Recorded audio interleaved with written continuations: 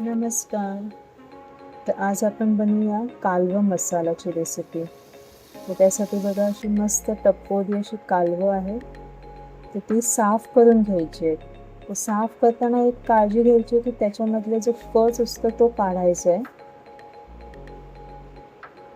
तर तो कच नाही काढला तर ते खाताना आपल्याला दाताखाली येते ते कच असा आणि पोट पण खराब होण्याची शक्यता असते. त्यामुळे ते साफ करताना खूप काळजीपूर्वक करायचं आहे.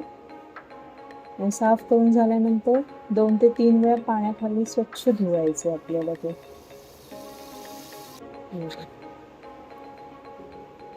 आणि स्वच्छ धुतल्यानंतर त्याला मीठ लावून आपण ठेवून देऊया. तर कालवा हा एक शिंपल्यांचाच प्रकार आहे. आता त्याचं साहित्य बघूया आपण. तर त्यासाठी लागेल आपल्याला हिरव्या मिरच्या, आलं, लसूण व कोथिंबीर यांचं एक वाटण. तर त्यामध्ये कोथिंबीर आणि हिरव्या मिरच्याचं जास्त प्रमाण घ्यायचं आहे आणि आलं लसूण थोडं कमी प्रमाणात घ्यायचं आहे आणि असं एक वाटण तयार करायचं आहे. त्याचबरोबर कांदा आणि खोबऱ्याचं वाटण. जे कांदे बारीक म्हणजे असं उभे चिरून भाजून त्यामध्ये आलं लसूण मिरची आणि खोबरं घालून वाटून घ्यायचे. तसेच सुके मसाले बघा, हळद, लाल तिखट, मालवणी मसाला,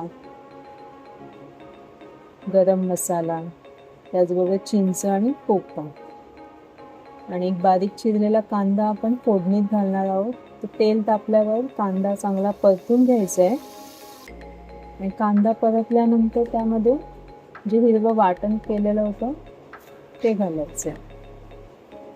तर ते घालून चांगलं परतून घेऊया आपण. त्याचबरोबर जे आपण कांदा खोबऱ्याचं वाटण केलेलं होतं तेही घालून परतूया.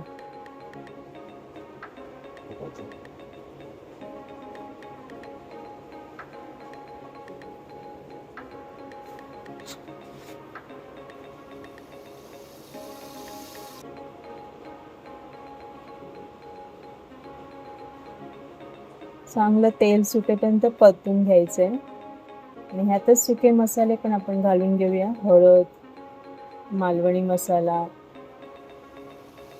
गरम मसाला, कांदा लसूण मसाला, जे पण तुमच्याकडे मसाले अवेलेबल असतील ते घालू शकता तुम्ही.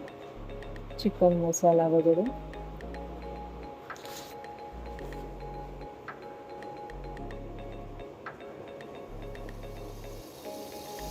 आणि चांगलं परतून घ्यायचं आहे.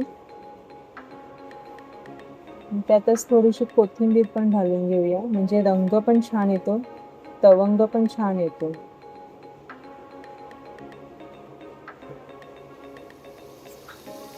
आणि ह्यातच थोडं मीठ पण ॲड करून घेतलेलं आहे आणि तेल कमी वाटलं तर थोडंसं आपण घालू शकतो. इथं मसाला करपेल त्यामुळे थोडंसं तेल गरज असली तर ॲड करा. इथं मी थोडंसं तेल घातलं चमचाभर आणि चांगलं हे परतून घ्यायचं तेल सुटेपर्यंत. ते चांगलं परतल्यानंतर त्यामध्ये आपण जे स्वच्छ धुवून ठेवलेले कालवं, त्याला मीठ लावून ठेवलेलं ती घालूया. त्याच्यात पाणी घालण्याची गरज नाहीये कारण त्याला पाणी सुटतं. अशी चांगली परतून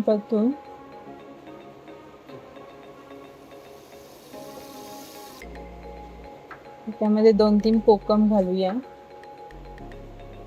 आणि मिक्स करून झाकण लावून ठेवून देऊया.